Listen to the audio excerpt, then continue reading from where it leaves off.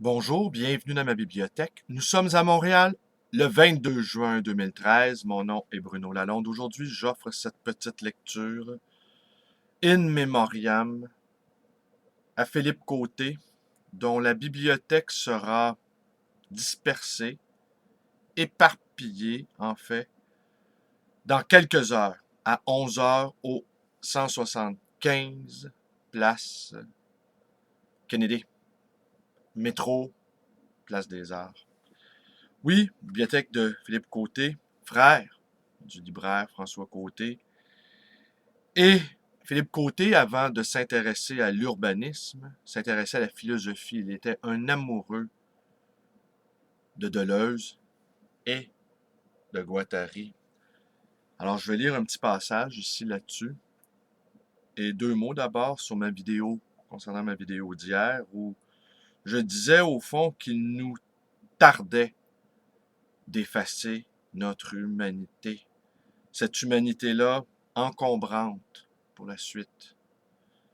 Ayant fait le pacte prométhéen, ne connaissant plus de limites et ne connaissant plus donc de limites, eh bien peut-être rien ne nous arrêtera. Et ce vieux fond d'humanité, que certains qualifient de judéo-chrétien, eh bien est non pas un héritage, mais un irritant, nous empêchant de vivre et de jouir sans entrave, n'est-ce pas? Je mets tout ça ici entre guillemets.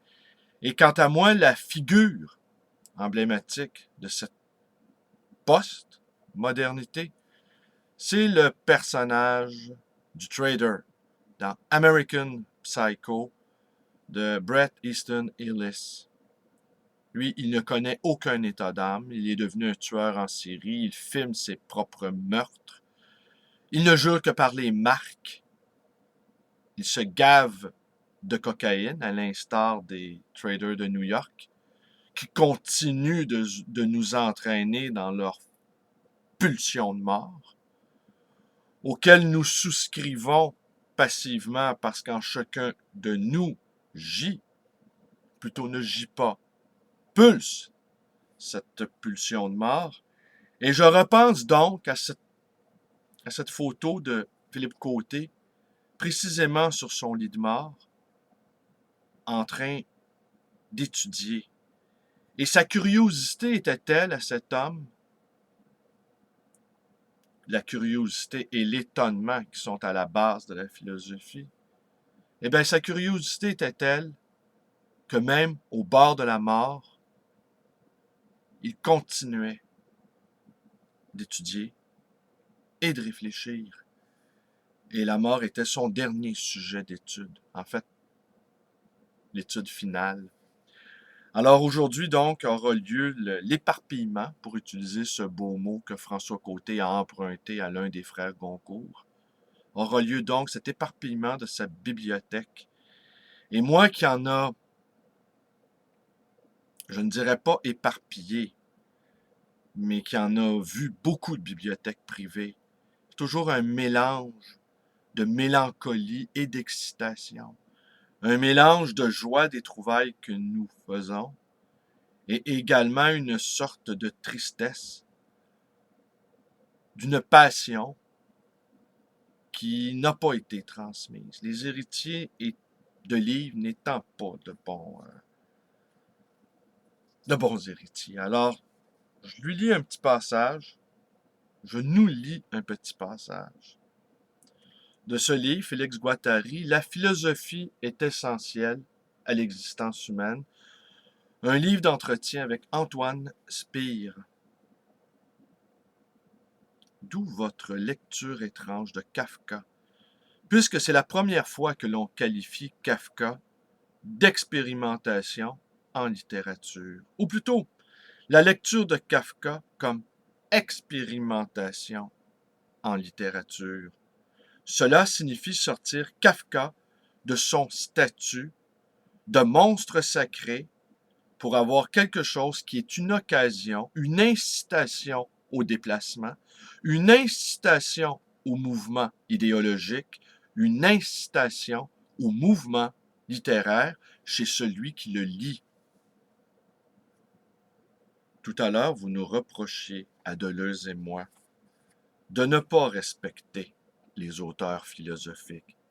Eh bien, des auteurs comme Kafka ou Proust ou Beckett sont pour nous comme des références philosophiques de base. Kafka s'est heurté comme des particules dans un accélérateur de particules contre des mutations subjectives de son époque avec une violence extraordinaire, d'où le caractère fragmentaire de toute son œuvre, son caractère non fini. Il a pratiquement fini une ou deux nouvelles. Tout le reste était un chantier permanent, une remise en question complète, sans compter tout ce qu'il a détruit, malheureusement. Alors quand on est devant un phénomène comme ça, on se met à déchiffrer analytiquement la subjectivité qui allait être celle du nazisme, du stalinisme, etc. L'éros bureaucratique découvert, exploré par Kafka, et en même temps les contradictions insoutenables de son rapport à la normalité, le fait qu'il voulait se marier, qu'il voulait être père de famille, qu'il aimait son père, etc. Et en même temps, c'était quelque chose qui lui sautait littéralement des mains. Kafka était un véritable analyste des formations de l'inconscient, c'est-à-dire des formations de la subjectivité en train de se faire, en train d'être là. Vous êtes en train de dire qu'il était en déplacement involontaire par rapport à la norme? Involontaire, oui, oui, sûrement. S'il avait été guattariste, il aurait été en déplacement volontaire par rapport à la norme? Il l'a été parce qu'il a tout un aspect de Kafka méconnu. Il y a tout un aspect de Kafka qui s'intéressait beaucoup à la vie sociale, qui était passionné. Par exemple, les problèmes de la sécurité sociale de l'époque, puisque c'était un haut fonctionnaire de la sécurité sociale. Enfin, ça ne s'appelait pas comme ça. Et puis, il était passionné par ce qui se passait dans des groupes anarchistes auxquels il participait. Il y a toute une vie secrète de Kafka qu'on appréhende un peu, sur laquelle Klaus Wagenbach nous a donné un éclairage. Lorsque vous prenez Kafka, vous le prenez avec sa tradition. C'est pour vous un auteur qui est porté par une tradition ou bien il apparaît uniquement au moment où son œuvre est écrite. Les deux. Il est porté par une tradition parce qu'il a un certain idéal, une certaine représentation de la littérature classique, de la grande littérature romanesque. Il veut faire un roman comme Dickens, par exemple, avec l'Amérique. Mais en même temps, les objets auxquels il s'adresse lui sautent des mains, c'est-à-dire qu'ils se mettent à exister à leur propre compte, comme on voit partout dans Kafka. Brusquement, il y a quelque chose qui se met à travailler et à proliférer en lui. Il n'a plus qu'à suivre et il est entraîné dans cette proto-subjectivité qu'il rencontre, qui se met à proliférer un peu comme dans une voie psychotique.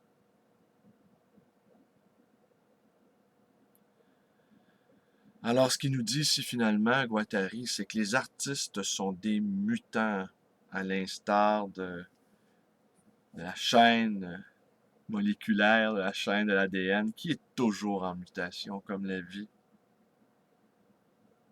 Alors voilà, alors c'est tout pour aujourd'hui. Alors justement, des livres aimés seront rendus à la vie et ils vont être disséminés à nouveau, vous modifiant votre rapport à vous-même et à la réalité.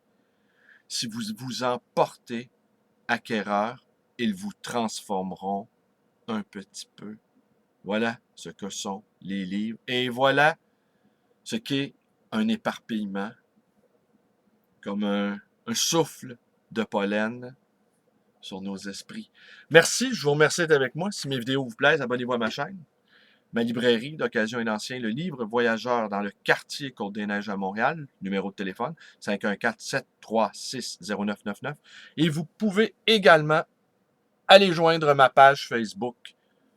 Devenons amis. Allez, merci, bonne journée.